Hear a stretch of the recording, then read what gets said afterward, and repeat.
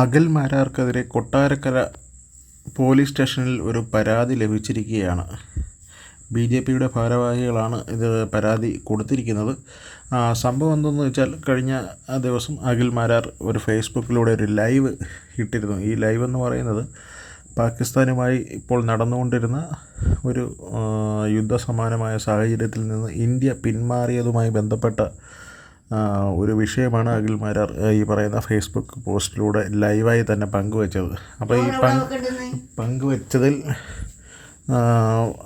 വന്ന കാര്യങ്ങളാണ് ഈ ഒരു പരാതിയിലേക്ക് വന്നെത്തിയിരിക്കുന്നത്. അപ്പം പരാതിയിൽ പറയുന്ന കാര്യങ്ങൾ 1, 2, 3 എന്നിങ്ങനെ അക്കമിട്ട് ചോദ്യങ്ങൾ ചോദിക്കുന്നു. ഒന്നാമതായി, പഹൽഗാമിൽ ഭീകര ആക്രമണം നടത്തിയ ഒരാളെപ്പോലും പിടികൂടിയിട്ടില്ലെന്നും ഭാരതം ബലൂചിസ്ഥാനികൾക്ക് ആയുധം പാകിസ്ഥാനിൽ നൽകി പാകിസ്ഥാനിൽ സംഘർഷം ഉണ്ടാക്കിയെന്നും ഇത്തരത്തിൽ ബലൂചിസ്ഥാനിലെ ജനങ്ങളെ വഞ്ചിക്കുകയാണെന്നും ഭാരതം തിരിച്ചടിച്ചപ്പോൾ സാധാരണക്കാരായ പാകിസ്ഥാനികളെ കൊല ചെയ്തതെന്നും പാകിസ്ഥാന് ഇന്ത്യയെ ഭയം ഇല്ലെന്നും മറ്റൊരു കരുത്തരായ രാജ്യത്തിൻ്റെ അടിമയായി ആത്മാഭിമാനം ഇല്ലാത്തവരാണ് നമ്മുടെ ഭരണാധികാരികളെന്നും സേനകളെന്നും നിലകൊള്ളുന്നതെന്നും അത്തരം ഭരണ സംവിധാനമാണ് ഭാരതത്തിൽ ഉള്ളതും എന്നുള്ള വളരെ ഉള്ളതെന്നുള്ള ടിയാൻ്റെ പ്രസ്താവനകളും ചോദ്യവുമാണ് ഈ ഒരു പരാതിയിലേക്ക് നയിച്ചത്.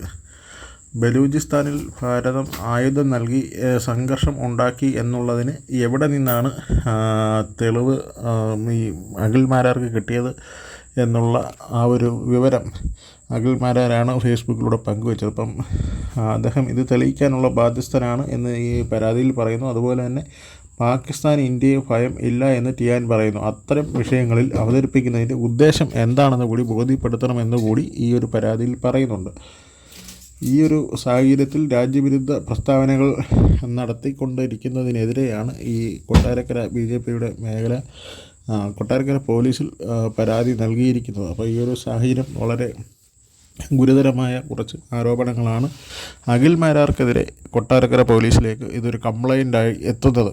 അപ്പോൾ ഇത് കേസെടുക്കുകയാണെങ്കിൽ തീർച്ചയായിട്ടും രാജ്യ താൽപ്പര്യത്തിന് ഒക്കെ എതിരായി വരുന്ന വകുപ്പുകളൊക്കെ ആയിരിക്കും എടുക്കാൻ സാധ്യത. അങ്ങനെ വന്നു കഴിഞ്ഞാൽ തീർച്ചയായും നോൺ ബെയിലബിളായിട്ടുള്ള ഒഫൻസുകളായിരിക്കും ചാർത്തപ്പെടുകയും ഗുരുതരമായ കുറ്റകൃത്യമായി അത് കണക്കാക്കാനുള്ളൊരു സാഹചര്യം നിലവിലുണ്ട്. പിന്നീട് ഇതിൻ്റെ മറ്റു കാര്യങ്ങളൊക്കെ തീരുമാനിക്കുന്നത് തീർച്ചയായും ഗവൺമെൻറ്റുകളാണ്, പോലീസ് സംവിധാനമൊക്കെയാണ്. അത് ഏത് വകുപ്പൊക്കെ ആണ് അദ്ദേഹത്തിനെതിരെ പോലീസ് നടപടി സ്വീകരിക്കുന്നത് എന്നുള്ള കാര്യം ഇനി നോക്കി കാണേണ്ടിയിരിക്കും.